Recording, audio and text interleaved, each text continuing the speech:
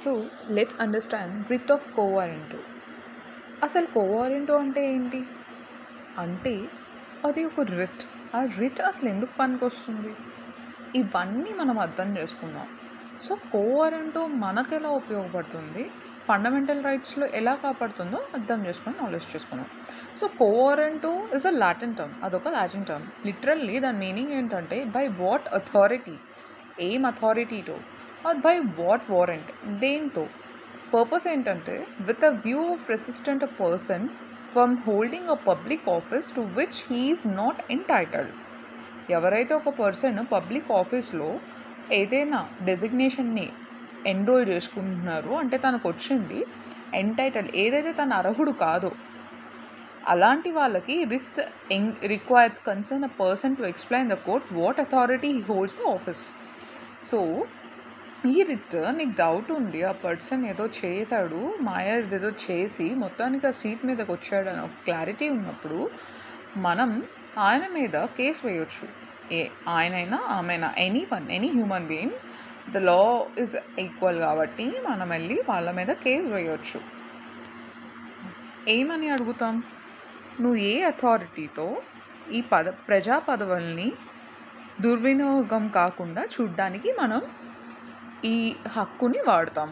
Queue warrant అన్నది ఏంటంటే వేరే వాళ్ళు ఎలా ఈ పదవిని హోల్డ్ చేస్తున్నారు వాళ్ళకి, లైక్ ఇప్పుడు నా ఫ్రెండ్ ఒకరు సపోజ్ ఎగ్జాంపుల్ తీసుకుంటే, నాతో పాటు చదివిన ఫ్రెండ్ డిగ్రీ ఫినిష్ చేయలేదు, నా దగ్గర ప్రూఫ్స్ ఉన్నాయి, అండ్ ఆ person so and so మేనేజ్మెంట్తో setup చేసుకొని లంచం ఇచ్చి కొన్ని డబ్బులు పెట్టి ఆ గ్రూప్ 1 ఎగ్జామ్లోనూ ఎందులోనూ క్వాలిఫై అయినట్టు రిప్రజెంట్ చేసుకొని ఆ సీట్ దక్కించుకున్నాడు.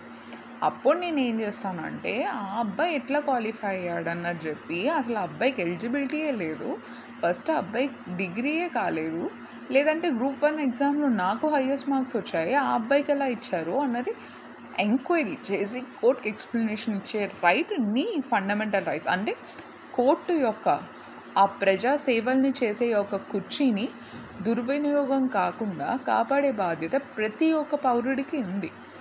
అలాంటి సంఘటన ఎప్పుడైనా ఎదురైనప్పుడు ఈ క్యూ వారెంట్ అన్నది ప్రతి ఒక్క ప్రాథమిక హక్కు.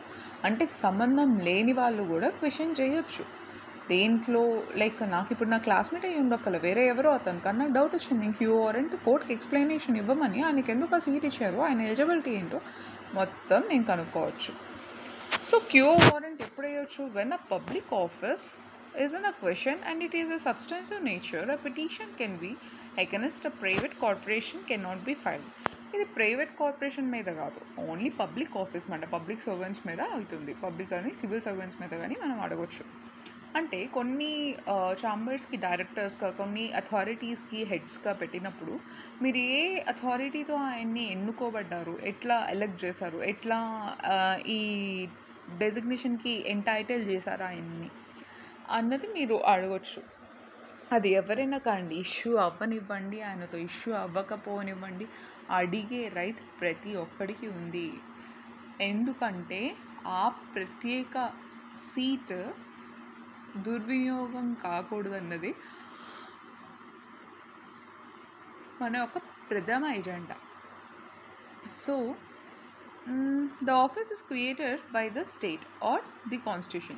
ఈ కాన్స్టిట్యూషన్లో హక్కు కాబట్టి ఆఫీస్ అన్నది కాన్స్టిట్యూషన్ కానీ స్టేట్ బై ద క్రియేట్ చేసిన ఉంటుంది. సో రెండు మనకి సమాధానం చెప్పాల్సిందే, అది మన ఫండమెంటల్ రైట్.